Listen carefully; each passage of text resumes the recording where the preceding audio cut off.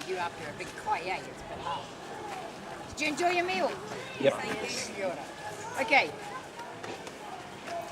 As you can see here, this is just a demonstration pit.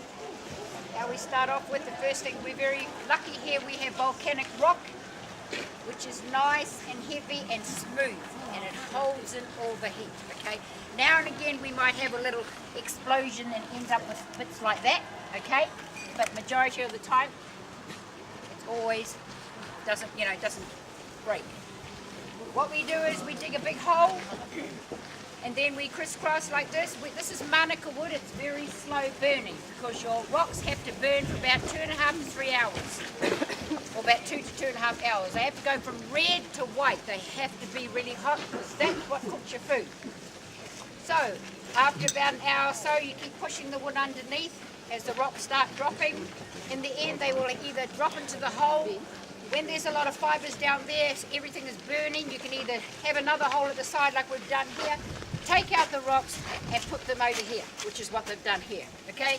Once the rocks have been heated to really, really hot, that's when everything, and put into the hole, everything has to be done really fast. So the night before, what we usually do is have our clean cloths to cover the food, already soaking in a bucket.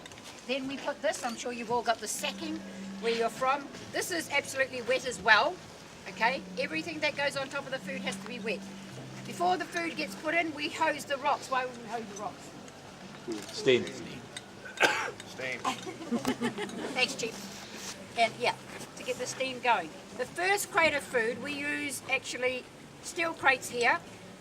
Before, we used to use harakeke. And I think this is what harakeke is. It's made out of this kind of flax. We used to make baskets, their own baskets to cook in because it doesn't burn. Okay? But now we have steel crates. We line it with either cabbage leaves or tin foil. And we put our meat in. The meat goes down first because it takes the longest to cook. What meat did you have? Lamb? Chicken? You can have any meat you like, okay? You can have, pork is beautiful in here, mutton, beef, anything that you like. The next one that you put in, and the next crate on top of that is the vegetables. The vegetables you had inside was? Carrots. Very good. We had carrots, and potato, which is the kumara, and the riwai, which is the potato. Try pumpkin and cabbage. Cabbage is beautiful. Leave the cabbage whole because it only needs to be steamed through, and it doesn't take very long. Because what you do is you leave your hangi in here for 2 to 3 hours. And the last crate that we put on top is the dessert. Which dessert do we put underground? Pudding. Yeah, which one? Steam pudding. Great. Okay, because normally they say the pan. They do. True, we have. But no, it's a steam pudding. How we cook it, we do about 10 at a time. We do in our A10 tins, we put a plastic bag inside, pour in the ingredients, cap it off, and then put tin foil on top. And then we put those on top. Now, you can also you put your fish in there if you want. That one there wasn't cooked in the hangi, but fish can be cooked in, but you need to wrap it up in tin foil and put it up the top because that just needs to be steamed through.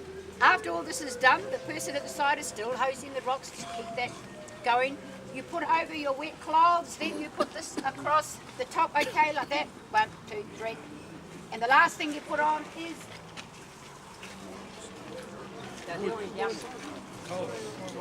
the dirt.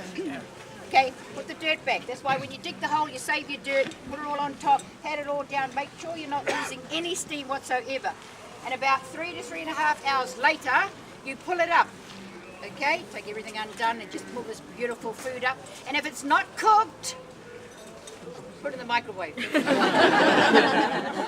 No. Because if it's not cooked, if you're going to try this, it's because you didn't listen.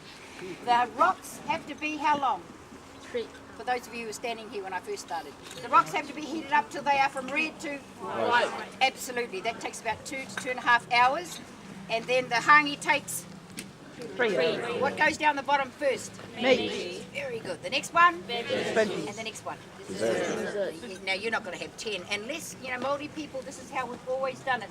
How we have, every time we have Christmas, New Year, 21st, weddings or anything, we always cook a hangi because it's so much easier to feed about 500 people instead of trying to baste chicken all day long. Okay? But the salads, of course, don't go in here. You don't put your salads in here. Okay, guys? Any questions? Kia ora. Kia ora. Go shopping, cheap.